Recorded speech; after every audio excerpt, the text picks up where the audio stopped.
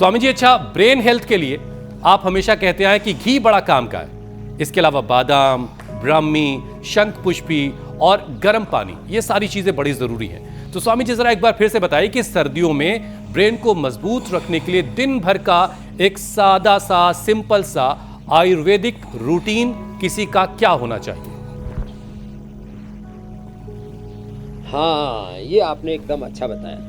तो सुबह उठ करके एक तो आंवला, एलोवेरा, गिलोय, गोधन, अर्क जो है ये सुबह एक बार खाली पेट पिला देते हैं हम। फिर जिनकी इम्यूनिटी भी लो है और जिनको सर्दी बहुत लगती है उनको च्यवनप्राश या बच्चों को बालप्राश खिला देते हैं। फिर ये जो घी रखा है ना मेरे पास में, ये 1 चम्मच गाय का घी पिलाते हैं। 1 चम्मच लेकर के आओ भाई। ओहो, 1 चम्मच गाय का घी और ऊपर से तेज गर्म पानी पिलाते। फिर 1 चम्मच गाय का घी लिया। ये सबसे अच्छा तो है ब्राह्मी घृत, इसमें ये ब्राह्मी के साथ होता है। ये देखो ये रहा। तो हम तो ऐसे ही देखो, ये ना, ये 1 चम्मच, ये इतना सा। अब इसको ऐसे मुंह में 1 मिनट मुंह में रखेंगे ना तो अपने आप मेल्ट हो जाता है। तो 1 चम्मच ब्राह्मी घृत या गाय का घी खा ले और ऊपर से 1 चुटकी सेंधा नमक और तेज गर्म पानी पी ले, तो पूरे ऊपर से लेकर के नीचे तक गले की और स्टोमक की 32 फीट की आंतों की सबकी तराई हो जाएगी, चिकनाई हो जाएगी, कोई रूखापन नहीं तो चमड़ी भी रूखी सूखी हो जाती है। देखो हमारी चमड़ी कोई रूखी सूखी नहीं है, कहीं रोंगटे खड़े नहीं हो रहे हैं सर्दी के अंदर, और चेहरा भी चमक दमक रहा है, चमड़ी भी चमक दमक रही है।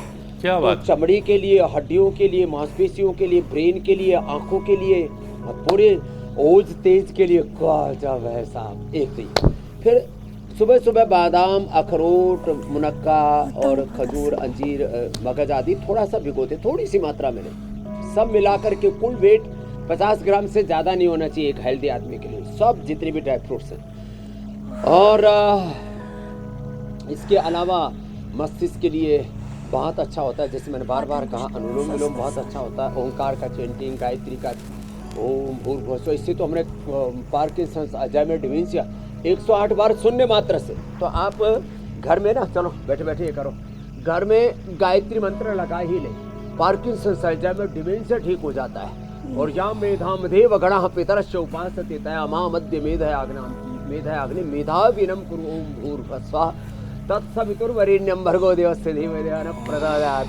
अब जैसे हमने अब ये घी खाया ना ब्राह्मी घृत अंदर से ना, तो 1 चम्मच गाय का घी खाइए और चम्मच नहीं मिले तो टेढ़ी उंगली से ही घी निकालिए, मगर घी खाइए, है ना स्वामी जी? चलिए, अब स्वामी जी घड़ी की सुई कह रही है कि जल्दी से आपसे एक और विषय पे आपसे डिटेल जान लेते हैं जरा, उसके बाद फिर संजीवनी का वक्त हो जाएगा। स्वामी जी, मेडिकल रिपोर्ट ये बता रही कि कोमा के मरीजों में टच थेरेपी और म्यूजिक थेरेपी से ब्रेन एक्टिवेट होता है। तो स्वामी जी, क्या रोजाना अगर प्राणायाम में जैसे भ्रामरी कर लिया जाए, अनुलोम विलोम कर लिया जाए, इनसे नर्व सर्किट्स जो हैं वो एक बार फिर से एक्टिवेट हो जाएंगे? बिल्कुल अच्छा हो जाता है। बाकी ये ओमेगा खा लेना, जो गाय का घी खाने में जिनको दिक्कत होती है, जिनको कैप्सूल खाने की आदत है ना, और अनुलोम विलोम, भ्रामरी, उद्गीत,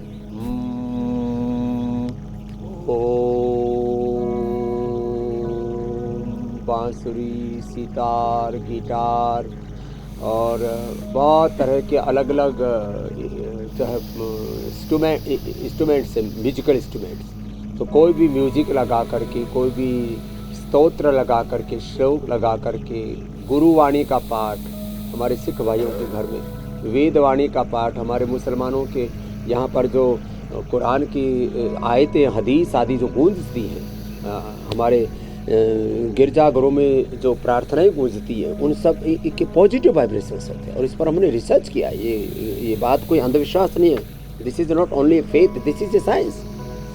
तो सच में जितने भी पॉजिटिव जो वाइब्रेशंस हैं, संगीत है, नृत्य है, और ये तो सच में, ये तो पूरा जीवन ही, फिजिक्स में तो बोला ही जाता है, each and every cell of this body, each and every part or atom of this universe is a dancing energy। सब कुछ संगीत में है। ओम यस्य विश्वम उपासते, ये वेद का उद्घोष है। तो ये सारा जगत उस प्रभु की वंदना है और स्वयं प्रभु एक कवि है और उसका काव्य है। ये सारा संसार कबीर मनीषी परिभू स्वयं याथा तथ्य और तथान व्यधा शाश्वती व्यसभ्य। मेरे भाई, मेरी बहन मीनाक्षी जी।